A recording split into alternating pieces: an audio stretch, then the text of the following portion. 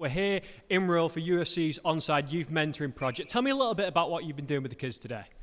Just came in and had a little chat with them. He asked me a few questions, speaking to them about like the mental health side of the sport and all different parts of the sport. And obviously they were asking me about when I was a kid as well. And then, as you can see, they've got a boxing ring and a few bags and that up here. So they all got the boxing gloves on, and I've done a little pad session with each other, and I was just walking around watching them, giving them a few little pointers and stuff, helping them out. Absolutely. I'm sure they're all thrilled to be showing off their skills in front of Paddy the Baddy. So what sort of advice were you giving them?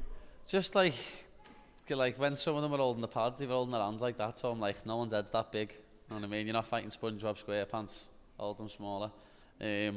Just how they were throwing the punches and little things like that. 100%. And being a kid is always difficult, whatever area you go up in now.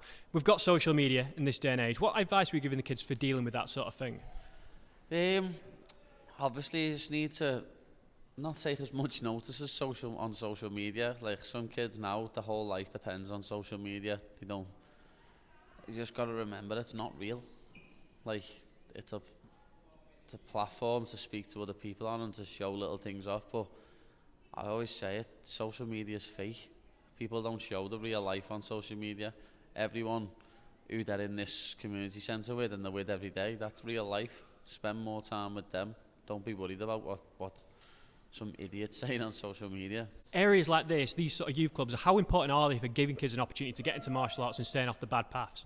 It's very important. You know what I mean? I used to go to a youth club myself in Iton, around in Greystone by where I live, and we'd be in there all the time, lad, and luckily enough we had that, otherwise we would have been out doing stupid stuff. Probably would have been out throwing exit windows and drinking alcohol when we weren't allowed to, you know what I mean? So the fact that we had the youth club was a big thing, because we could go there and play footy or go inside and go on like the computers and stuff like that, where I'm jealous of these kids with this centre. They've got everything under one roof, they don't need anything else.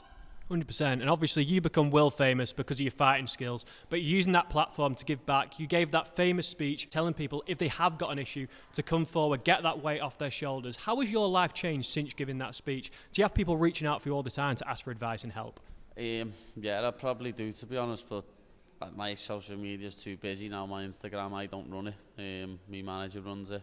There probably is people messaging that all the time. A lot of people always comment stuff like that on YouTube and things, but I wish I could speak to every single person who messages me individually, lad, but I just haven't got the time. But my life has changed in a big way since that, and obviously I'm a fighter first and foremost, but people call me like, I don't know, like the face of that now, and I always say anyone in my position who's got a few followers who people will listen to should speak about things like that, should big things like that up, because it's affecting men in a big way. 100%. You mentioned men specifically there. How integral is it that men talk? Because obviously women are so good at communicating, expressing their feelings and getting things off their chest, and men sometimes don't manage to do that. Yeah, they don't, lad. Women will sit round and have a cup of tea and jangle for about 4 hours and just keep talking and talking and talking, where men just won't. Men won't talk about stuff. They'll just keep it bottled up, because they'll think if I say that to him, he'll think I'm weak, where that's like the toxic masculinity we need to get rid of. We need to get that stigma away. Now moving on to your general combat sports career, you've achieved so much in multiple weight classes, obviously winning the Cage Warriors title at featherweight, moving up to lightweight, now on the cusp of a UFC title, but you've also done some bits at heavyweight, because I've just seen you've been training with Anthony Joshua, putting him in submissions. What was that like? Anthony was a cool dude, man. Like, proper enjoyed that day with Anthony Joshua. Hopefully we end up doing some more bits in future with Under Armour, but Anthony Joshua was such a cool dude. Didn't have no big massive ego like a lot of people think he would have had, because he's been heavyweight champion of the world. Everyone just thinks if you've been a world champion that you think you're better than people, but you don't. And yeah, hopefully, you never know, could end up seeing me at heavyweight.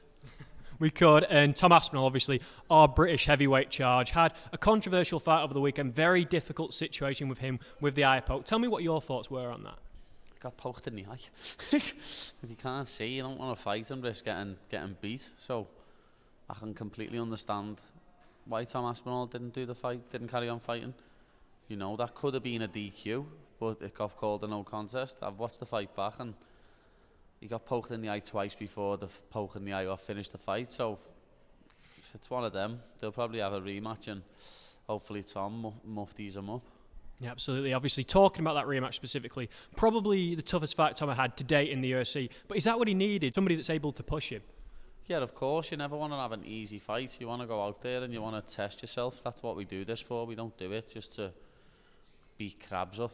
You know what I mean? We do it because we want to test ourselves on the highest level, on the biggest stage.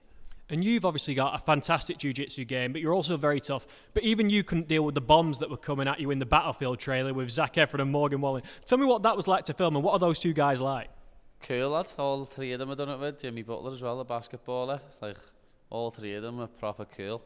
Looking forward to doing some acting with Zac Efron in the future, lad. He said he'll look out for a project for us, so I said let me know. Hopefully you and Zac will be on the big screen together in no time. You've been all around the world in your fighting career. You've had several fights in Vegas. You must have some fun Vegas memories. Yeah, we have. We've got a few belters, lad. But to be honest, I think my new favourite place to fight in now is Miami, after my last one. Miami's probably my favourite place to fight in. So we'll have to see where the next one is. You've also done a bit of fishing in Monaco. The size of that tuna was absolutely massive. Tell me about catching that thing. Yeah, that tuna was mad. I've never been fishing before. It was the first ever time I went fishing, and I thought, oh yeah, we'll catch a few little fish. Lad, we ended up catching like 100 and something pound tuna. It was crazy. Cut it up and everything myself, lad. We ended up having tuna steaks. It was absolutely delightful. I don't even like fish either. Fantastic stuff. I think I would have fancied one of those tuna steaks. But obviously you've got this great relationship with Molly McCann. Can you tell me about your journey with her? Yeah, well, obviously Molly joined the gym a couple of years after I'd already been training, and she come from boxing and started doing MMA, where women's boxing wasn't even a thing back then. We're talking like 12 years ago, something like that. And she just become one of the team straight away, and she's like my big sister. And tell me what the future holds for you. Obviously, I think most people would love to see you inside the cage with Ilia Topuria. How would you get the job done against Ilia? Absolutely smash his face in for him.